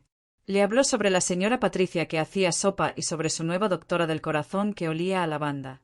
El señor Valdés tomó nota sin mostrar ninguna reacción particular. Luego se sentó conmigo en la sala. La señora Caín alega exposición a actividad criminal, dijo directamente. ¿Puede decirme la naturaleza de su relación con el señor Moretti? Lo miré. El señor Moretti es cliente del restaurante donde trabajo. Cuando tuve un incidente en el restaurante relacionado con su entonces prometida, él fue testigo de lo que pasó. Posteriormente fue generoso con respecto a la situación médica de mi hija. Hice una pausa. No hay nada más que eso. El señor Valdés me miró. ¿Ha estado en presencia de su hija alguna vez? Pensé en los domingos. Dante nunca había conocido a Emma. Los almuerzos eran siempre sin ella. La caminata junto al río fue sin ella. Eso era algo que habíamos mantenido así, sin hablarlo explícitamente, como si los dos entendiéramos que ese paso requería algo más antes de darse. No, dije. El señor Valdés tomó una nota. El caso va a quedar documentado, dijo al final. Voy a hacer mi recomendación al departamento. En base a lo que he observado hoy, no veo evidencia de ambiente inadecuado. Se levantó.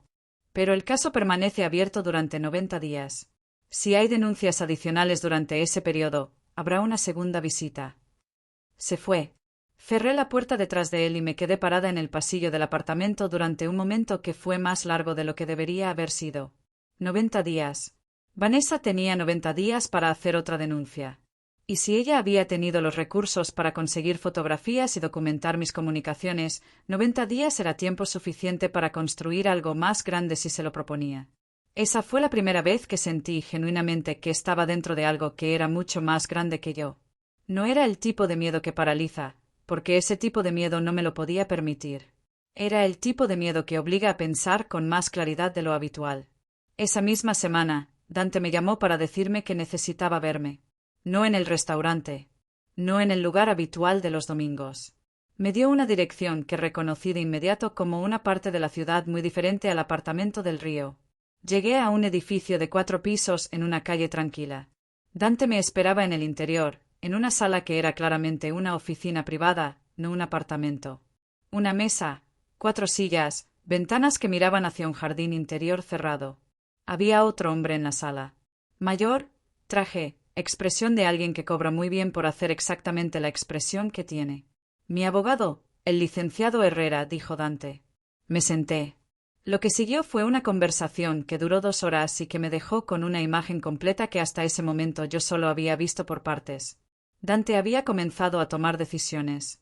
Decisiones que iban en contra de lo que la familia Caín esperaba y que tenían consecuencias legales y de negocios que el licenciado Herrera explicó con la misma neutralidad profesional del señor Valdés, pero con mucho más detalle.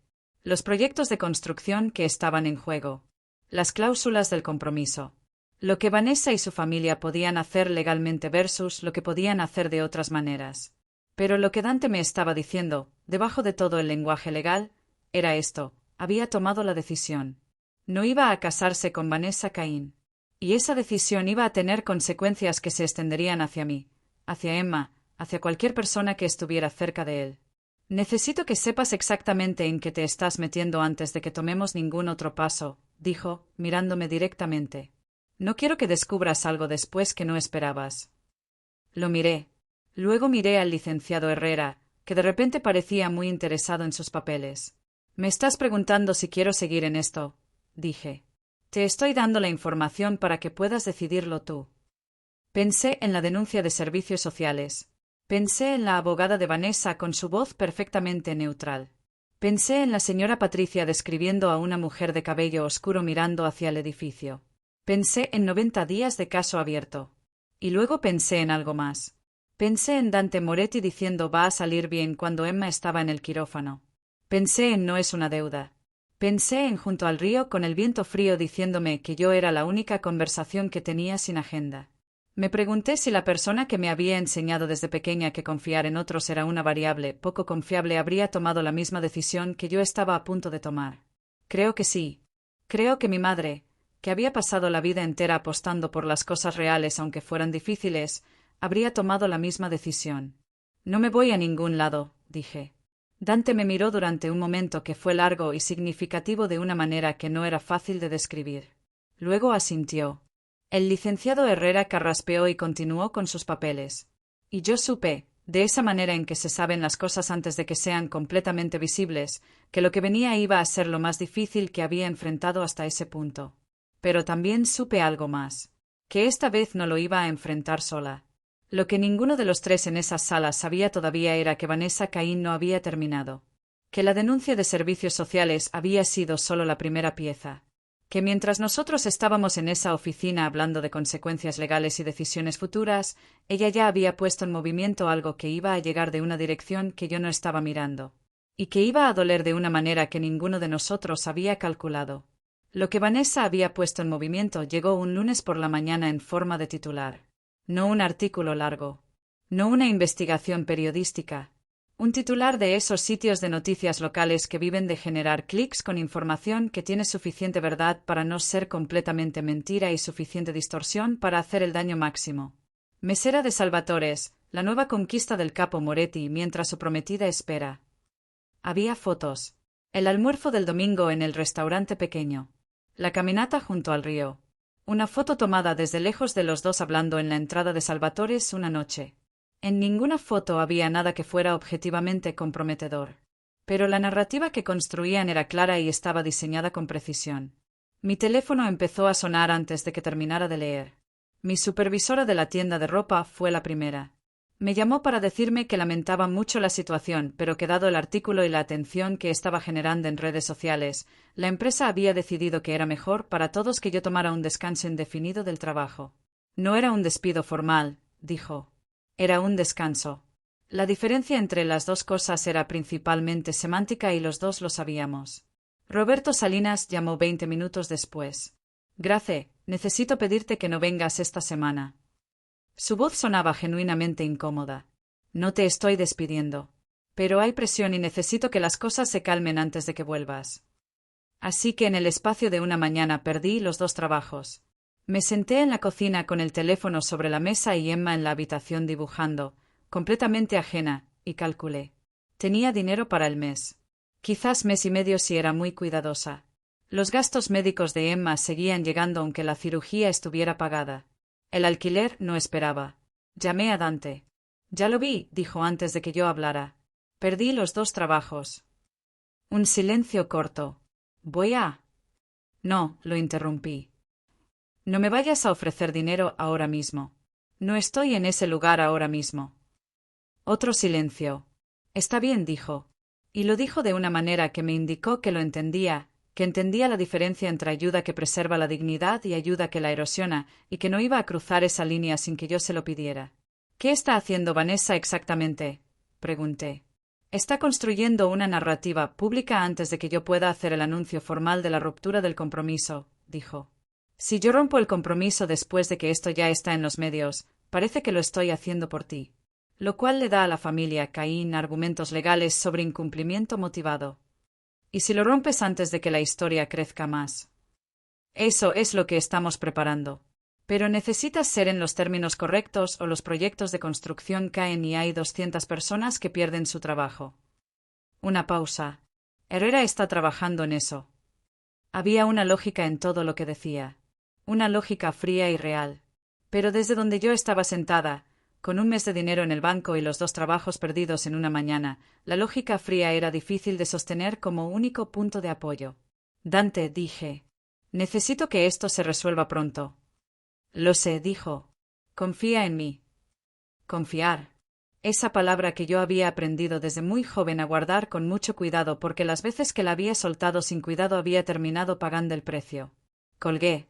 La señora Patricia tocó la puerta del apartamento esa tarde.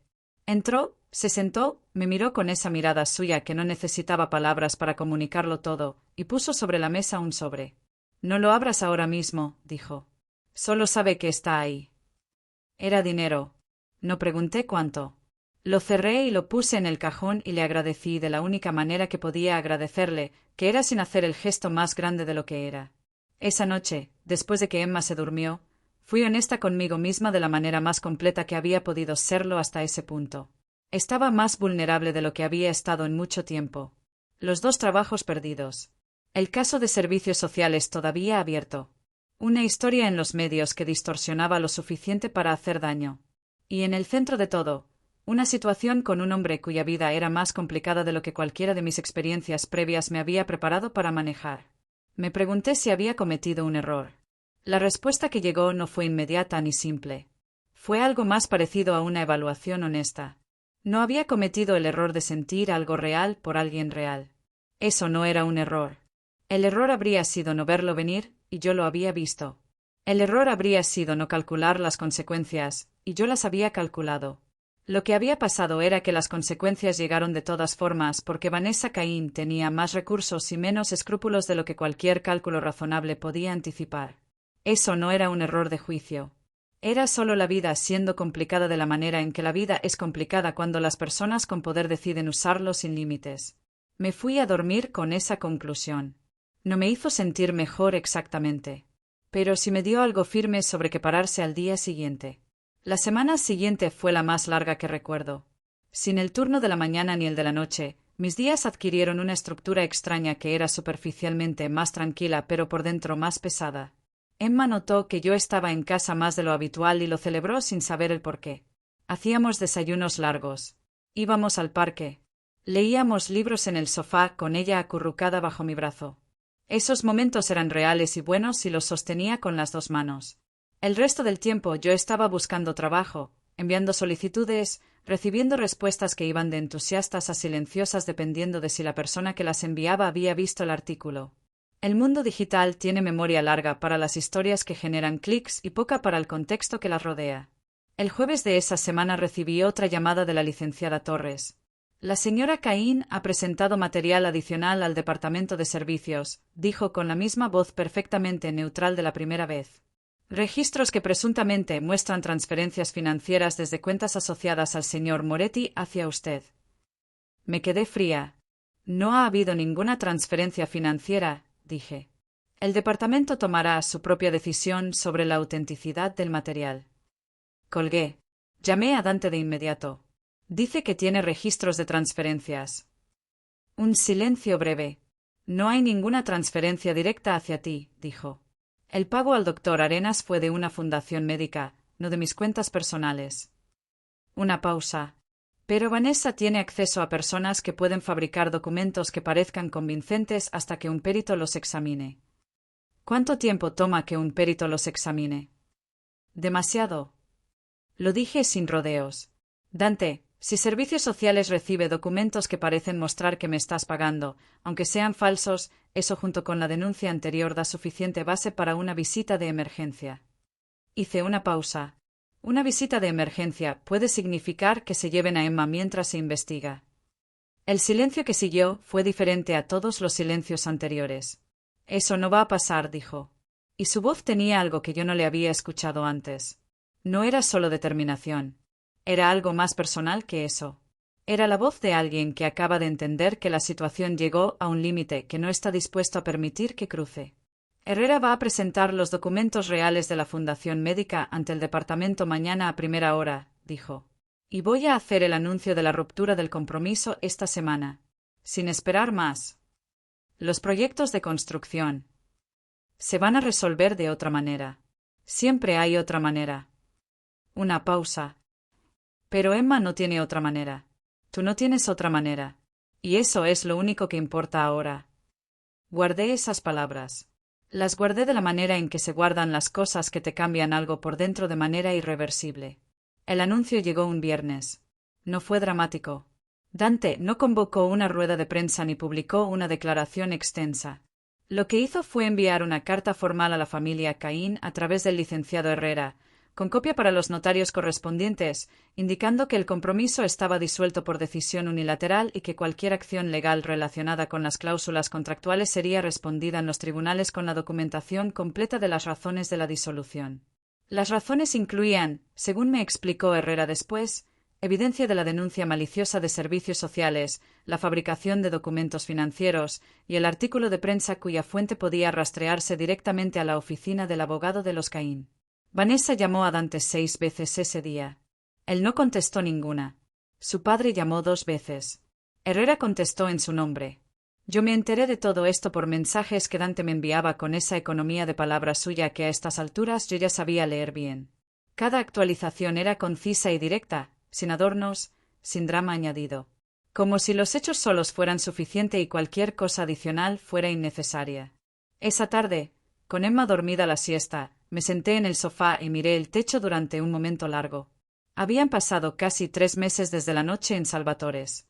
3 meses que habían contenido más cantidad de vida de la que normalmente cabe en ese tiempo. Emma viva y recuperándose. 2 trabajos perdidos.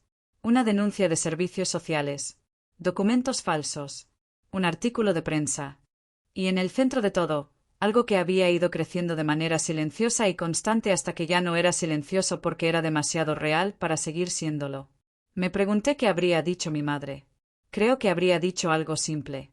Algo del tipo de que las cosas reales siempre cuestan algo y que lo que cuestan es exactamente la medida de cuánto valen. Mi madre no era poética, pero tenía esa sabiduría práctica de la gente que ha vivido con los ojos abiertos y ha sacado conclusiones reales de lo que ha visto. Sonó el teléfono. Era Dante. «¿Cómo estás?», preguntó. No como fórmula. Como pregunta real. Pensando, dije. «¿En qué?». «En si tomé las decisiones correctas». Una pausa. «¿Y?», dijo. «Sí», dije. «Las tomé». Otro silencio, pero este era diferente. Era el silencio de alguien que acaba de escuchar algo que estaba esperando escuchar sin saber que lo estaba esperando. «Gracias». Su voz tenía algo que pocas veces le había escuchado. Algo que era deliberadamente más suave que su tono habitual, como cuando alguien que normalmente habla fuerte baja el volumen específicamente porque lo que va a decir es importante. «Quiero conocer a Emma».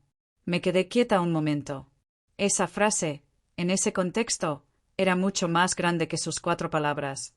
Era Dante diciéndome sin decirlo directamente que no estaba pensando en términos de situación actual o de circunstancias presentes. Estaba pensando en términos de futuro, de algo que continuaba. Pensé en Emma y sus patos, en Capitán sobre la almohada, en una niña de 5 años que había sobrevivido una cirugía de corazón y que merecía un mundo que fuera estable y real y lleno de personas que la miraran con intención de quedarse. «El domingo», dije. «Al parque». «Los 3». «El domingo», repitió. Colgamos. Me quedé con el teléfono en la mano, mirando la habitación donde dormía Emma, y sentí algo que tardé un momento en identificar porque hacía mucho tiempo que no lo sentía de esta manera específica. Era esperanza. No la esperanza desesperada de cuando estás buscando una salida. La otra.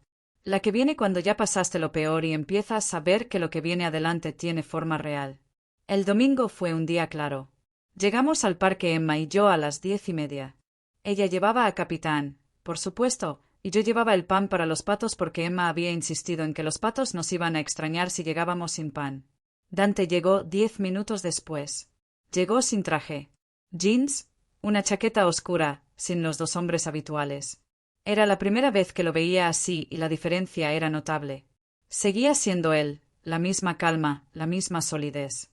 Pero sin el contexto del restaurante ni de las reuniones con abogados, había algo más visible. Algo que era simplemente una persona un domingo en un parque. Emma lo miró cuando se acercó. Lo evaluó con esa seriedad suya de 5 años que siempre me hacía contener la risa. «¿Tú eres el amigo de mami?», preguntó. Dante se arrodilló para quedar a su nivel. Lo hizo sin dudar, sin la torpeza que tiene la gente que no está acostumbrada a los niños cuando intenta conectar con ellos. «Sí», dijo. «Soy Dante». Emma lo consideró. «Yo soy Emma. Él es Capitán». Levantó el osito. «Capitán no habla con todos, pero si te porta bien a lo mejor te habla a ti». Algo en la cara de Dante cambió. No era una sonrisa exactamente. Era algo más parecido al asombro discreto de alguien que acaba de ver algo que no esperaba y que le gustó más de lo que anticipaba. «Voy a portarme muy bien», dijo. Emma lo consideró un momento más, luego asintió con una seriedad que claramente era la aprobación oficial de Capitán, y se fue corriendo hacia el estanque porque los patos ya estaban ahí esperando. Me puse de pie junto a Dante, los dos mirando a Emma que ya estaba tirando migas con la concentración total de quien tiene una misión importante. «Es extraordinaria», dijo en voz baja. «Lo sé», dije.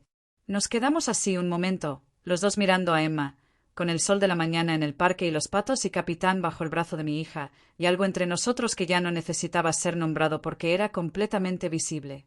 Lo que ninguno de los dos dijo en voz alta ese domingo era que Vanessa todavía no había terminado. Que había un último movimiento que estaba preparando, más grande y más público que todo lo anterior. Que la humillación de la ruptura del compromiso no era algo que ella iba a absorber en silencio. Que la tormenta real todavía estaba por llegar. 3 semanas después de ese domingo en el parque, Vanessa Caín organizó una cena. No era una cena cualquiera. Era la cena anual de la Fundación Caín, el evento más importante del año para la familia, al que asistían exactamente las personas que Vanessa necesitaba que estuvieran presentes para lo que tenía planeado. Jueces, funcionarios, empresarios, periodistas de los medios que importaban. Gente con suficiente influencia colectiva para que lo que se dijera en esa sala tuviera consecuencias reales. Me enteré del evento por Adriana, que me llamó 2 días antes. Grace, escuché algo en el restaurante esta tarde. Su voz era baja, como si estuviera hablando desde algún lugar donde no quería que la oyeran. Uno de los clientes habituales mencionó que Vanessa Caín tiene algo planeado para la cena de la fundación. Algo relacionado contigo. Habló de documentos y de una declaración pública. Llamé a Dante de inmediato. Ya lo sabía. Herrera lo había descubierto esa misma mañana. Vanessa iba a presentar en la cena los documentos financieros falsificados junto con una narrativa de que Dante había utilizado fondos de sus empresas para sostener a una amante mientras mantenía el compromiso familiar, lo cual según las cláusulas contractuales le daba a la familia Caín derecho a compensación significativa. Y más allá del aspecto legal, buscaba destruir la reputación de Dante frente a las personas cuya opinión más importaba en sus círculos. ¿Puedes probarlo?, pregunté. Tengo todo, dijo Dante. Herrera tiene los documentos originales de la Fundación Médica. Tiene los registros de la cuenta que pagó al doctor Arenas. Tiene los metadatos de los documentos falsificados que demuestran que fueron creados 6 semanas después de la fecha que dicen tener. Una pausa. Lo que necesito es el momento correcto para presentarlo. La cena, dije. Una pausa larga. Grace, no tienes que estar ahí. Lo sé, dije. Pero quiero estarlo. La cena de la Fundación Caín era en un salón que yo nunca habría pisado en otras circunstancias. Mesas largas, flores en el centro, esa iluminación específica de los eventos de dinero viejo que hace que todo parezca cálido aunque la temperatura emocional de la sala sea otra cosa completamente. Llegué con Dante. Eso ya era en sí mismo una declaración que todos los presentes leyeron de inmediato. Vi los ojos moviéndose, los codos tocando otros codos, las cabezas inclinándose levemente hacia otros oídos. El tipo de comunicación silenciosa que ocurre en los salones donde la gente se conoce de hace mucho y tiene lenguajes propios. Vanessa estaba al otro lado del salón. Cuando me vio, algo pasó en su cara que fue interesante de observar. No era solo enojo. Era el cálculo rápido de alguien que tenía un plan y acaba de ver que la variable que no había incluido está presente.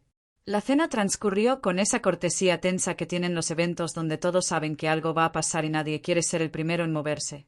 Dante estaba tranquilo de esa manera suya que yo ya sabía que no era tranquilidad exactamente, sino concentración completa disfrazada de tranquilidad. El momento llegó cuando el padre de Vanessa, un hombre de 70 años con la postura de alguien que ha pasado décadas acostumbrado a que las salas lo escuchen, se levantó para hablar. Empezó con el discurso habitual de la fundación. Logros del año. Donaciones, proyectos futuros, y luego, con esa suavidad calculada de la gente que sabe cómo preparar a una audiencia, dijo que había algo de carácter personal que quería compartir. Sacó papeles. Dante se levantó antes de que terminara la frase. No era el tipo de levantarse que hace ruido. Era el tipo que hace silencio. El salón completo giró hacia él. Antes de continuar, dijo Dante, con esa voz que no necesitaba volumen para llegar a todos los rincones, hay información que esta sala debe tener para poder evaluar correctamente lo que está a punto de escuchar. El licenciado Herrera, que estaba sentado 3 mesas más atrás, se levantó también. Puso una carpeta sobre la mesa. Lo que siguió duró 20 minutos y fue, en mi experiencia, la demostración más precisa que he visto de lo que significa tener la verdad completamente documentada frente a personas que construyeron su poder sobre la capacidad de que nadie los contradijera públicamente. Herrera presentó los registros de la Fundación Médica Moretti, que llevaba 12 años financiando cirugías para niños sin recursos. Emma había sido la paciente número 217. El dinero nunca había pasado por las cuentas personales de Dante. Nunca había habido ninguna transferencia hacia mí. Luego presentó el análisis pericial de los documentos falsificados, los metadatos, las fechas de creación, la firma digital del programa usado para crearlos, que correspondía a un ordenador registrado en la oficina del abogado de los Caín. Luego presentó algo que yo no sabía que existía. Una grabación. No larga. 2 minutos y 40 segundos de una conversación telefónica entre Vanessa y su abogado, en la que ella daba instrucciones específicas sobre cómo fabricar los documentos y qué narrativa construir alrededor de ellos. La grabación era legal, obtenida con los permisos correspondientes en el contexto de la investigación de la denuncia falsa ante servicios sociales. El salón escuchó esa grabación en un silencio que era diferente al silencio habitual de las salas elegantes. Era el silencio de 200 personas procesando simultáneamente la misma información y llegando a la misma conclusión. El padre de Vanessa seguía de pie junto a su mesa. Sus papeles estaban todavía en su mano, pero ya no parecían tener el mismo peso que un momento antes. Vanessa me miró desde el otro lado del salón. La miré de vuelta. No con triunfo. No con crueldad. Con algo más parecido a la claridad de quien finalmente puede ver la imagen completa sin que nadie la distorsione. Los documentos que el señor Caín estaba a punto de presentar, continuó Herrera con esa voz perfectamente profesional, son fabricaciones verificables. Cualquier acción legal basada en ellos constituye fraude documental, que ya ha sido notificado al Ministerio Fiscal esta mañana. El padre de Caín puso sus papeles sobre la mesa. Se sentó. Yo estaba de pie junto a Dante. No había dicho una sola palabra en todo ese tiempo. No necesitaba decirla. Mi presencia en ese salón era en sí misma la declaración más clara posible. Una de las periodistas que había en la sala, una mujer de unos 40 años a quien yo reconocí de haberla visto en televisión algunas veces, me miró directamente. ¿Es usted Grace Holland?, preguntó. Sí, dije. ¿Quiere decir algo? Pensé en lo que quería decir. Pensé en la mesa 9 y los $5 de propina. Pensé en el sobre con 4 líneas. Pensé en Emma contándole secretos a Capitán en el hospital. Pensé en los 2 trabajos perdidos en una mañana y la semana larga y el señor Valdés con su carpeta y la señora Patricia con su sobre en la mesa de la cocina. Solo esto, dije. Que mi hija tiene 5 años y un corazón sano y una vida entera por delante. Y que eso es lo único que importa. La periodista escribió algo en su libreta. Dante puso su mano sobre la mía sobre la mesa. No lo dijo de ninguna manera verbal. No lo necesitaba. Lo que pasó después fue más tranquilo que todo lo anterior. La familia Caín no presentó ninguna acción legal. La alternativa era enfrentar cargos de fraude documental, y el cálculo era simple incluso para ellos. El abogado de los Caín presentó su renuncia a la representación de la familia 2 días después. Vanessa se fue a vivir con sus padres en otra ciudad. No hubo declaraciones públicas. No hubo más artículos. El silencio que siguió era el silencio de gente que ha perdido y lo sabe y prefiere no hacer más ruido alrededor de esa derrota. El caso de servicios sociales se cerró formalmente la semana siguiente. El señor Valdés me llamó personalmente para informarme, lo cual no era el procedimiento habitual pero que él hizo de todas formas, y en su voz había algo que sonaba a disculpa por el proceso aunque él no hubiera tenido control sobre el proceso. Roberto Salinas me llamó para decirme que mi puesto en Salvatore seguía siendo mío si lo quería. Lo quería. Pero las cosas habían cambiado de suficientes maneras como para que la pregunta de si necesitaba seguir siendo mesera fuera más complicada de lo que había sido 3 meses atrás. No porque Dante me hubiera ofrecido nada, porque no lo había hecho todavía de ninguna manera directa, sino porque yo había pasado 3 meses moviéndome dentro de una situación compleja con más claridad de la que habría esperado de mí misma, y eso me había dicho algo sobre lo que era capaz de hacer que no sabía antes. Volví a Salvatores. No porque lo necesitara de la misma manera urgente de antes, sino porque era mío. Porque lo había ganado de una manera que tenía que ver con lo que yo era y no solo con lo que necesitaba. Emma cumplió 6 años en marzo. Le hicimos una fiesta en el parque. Fue idea suya, por supuesto, porque el parque tenía los patos y los patos necesitaban estar en su cumpleaños. Vino la señora Patricia y Adriana del restaurante, y el doctor Arenas que se apareció con un globo azul que a Emma le pareció el regalo más apropiado que había recibido nunca. Y vino Dante. Llegó con un pastel que había encargado específicamente con patos en la decoración, lo cual Emma recibió como confirmación definitiva de que Capitán, en efecto, le había hablado. Estuve observando a Dante esa tarde mientras ayudaba a Emma a soplar las velas y mientras la señora Patricia le enseñaba a Adriana el paso de una cumbia que nadie más sabía y mientras el doctor Arenas hablaba con alguien de su teléfono con esa expresión de médico que siempre está parcialmente en el trabajo. Y pensé en lo lejos que estaba ese momento de la noche en que yo estaba de pie en Salvatores con la mejilla ardiendo y $5 de propina en la mano. Dante se acercó a donde yo estaba. ¿En qué piensas?, preguntó. En lo que cuesta llegar a un día así, dije. Me miró. ¿Valió la pena? Miré a Emma que estaba persiguiendo a los patos con un trozo de pastel en la mano, riéndose de esa manera que ocupa todo el cuerpo cuando tienes 6 años y estás completamente feliz. Cada segundo, dije. Dante miró a Emma también durante un momento. Luego me miró a mí. Grace. Lo dijo con ese tono suyo de cuando algo que va a decir es importante. Quiero que sepas que lo que pasó estos meses, todo lo que costó, no fue un precio para mí. Fue una dirección. Hizo una pausa. Hacia algo que no había tenido antes. No respondí inmediatamente. Dejé que las palabras se asentaran de la manera en que merecían asentarse. Yo tampoco lo había tenido, dije finalmente. Emma corrió hacia nosotros en ese momento, con el trozo de pastel todavía en la mano y la urgencia de quien tiene información crítica que compartir. Mami, los patos quieren pastel, pero la señora Patricia dice que no se les puede dar pastel a los patos. Me miró con una expresión que pedía arbitraje. ¿Es verdad eso? Es verdad, amor. Emma procesó eso. Luego miró a Dante. ¿Tú sabías eso de los patos? Ahora lo sé, dijo Dante. Emma lo consideró satisfactorio y salió corriendo de nuevo. Dante y yo nos miramos. Y esa vez él sí sonrió. Una sonrisa completa, sin restricciones, que era probablemente la primera que yo le veía así y que cambiaba completamente la geometría de su cara de una manera que guardé para mí. A los 3 meses de la cena de la Fundación Caín, Dante me habló de algo que llevaba tiempo trabajando. La Fundación Médica Moretti iba a expandir su programa. Más cirugías, más niños. Y necesitaban a alguien que coordinara el lado administrativo y la comunicación con las familias. Alguien que entendiera lo que se siente estar del otro lado de ese proceso. Alguien que hablara el idioma de esas familias porque lo había vivido. Me lo ofreció de la misma manera en que hacía las cosas importantes.